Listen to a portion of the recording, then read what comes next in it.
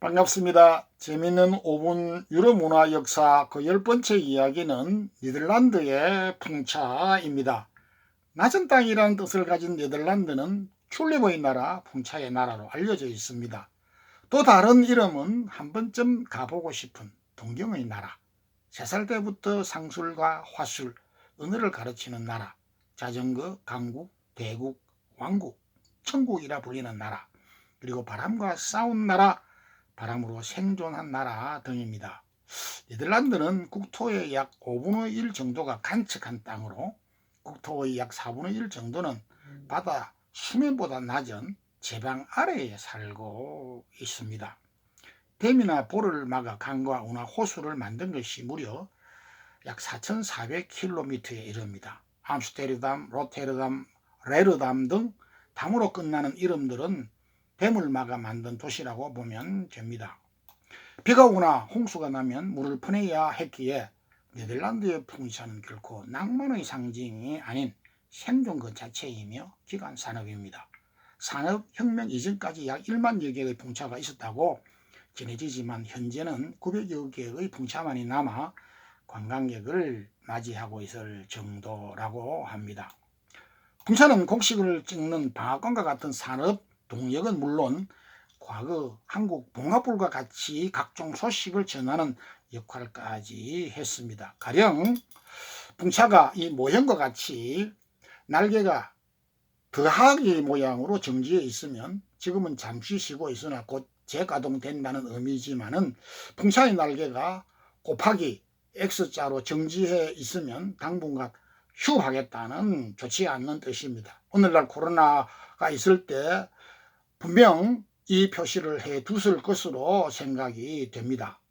그리고 풍차의 날개가 11시 방향에 있으면 12시가 조금 못 미치는 11시 방향에 있으면 집안에 혼인이나 출산 등 큰 경사가 있다는 뜻이고, 반면 집안에 장례나 어려운 일이 있을 때 날개는 12시를 지나 1시 방향에 두었다고 합니다.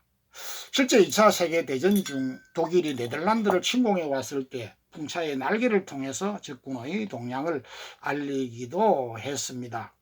바람은 많은 민족들을 흩어지기까지 했습니다. 오늘날 본국을 떠나 타국에 거주하는 이민자를 헬라어로 디아스포라라고 지칭합니다. 즉 바람이 흩어 뿌려진 씨앗들이라고 하는 뜻이지요.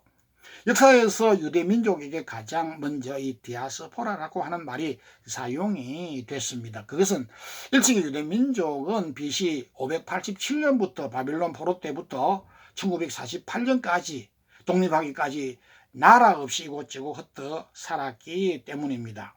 우리 한국 외교부는 2019년 재외국 한인들은 지금 전 세계 180여 개국에 749만여 명이 거주하는 것으로 보도한 바 있습니다. 그 중에 저도 37년간 해외 거주자로 해외 한국인으로 그렇게 포함이 되어져 있습니다.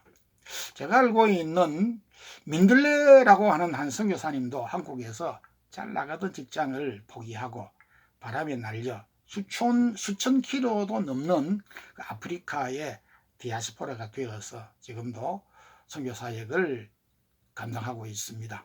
한국을 네덜란드와 유럽에 최초로 소개해 준 것도 바람이었습니다. 네덜란드 동인도 회사 선원이었던 하멜이 제주도 근해에서 파손을 당하여 1653년부터 1666년까지 무려 13년 28일간 억류당했습니다. 이후 그는 본국으로 돌아가 하멜의 표록이라고 하는 책을 발간하여 13년 동안 조선의 풍속과 억류당했던 아픔과 기막힌 사연, 그리고 자신이 받지 못한 급료 등등을 아주 상세하게 기술을 했습니다. 하멜의 표류기는 결과적으로 조선을 네덜란드와 유럽에 알린 최초의 문서가 됐습니다. 그는 이 책으로 인해서 회사로부터 13년 동안 받지 못한 급료도 싹 다 받아냈다고 합니다. 지금 전 세계는 늦게나마 산과 강, 바다에서 부는 바람의 가치를 알았던지 풍차 대신 풍력발전소를 건설하는 열기가 아주 뜨겁습니다. 바람이 준 선물이 아닐 수 없습니다.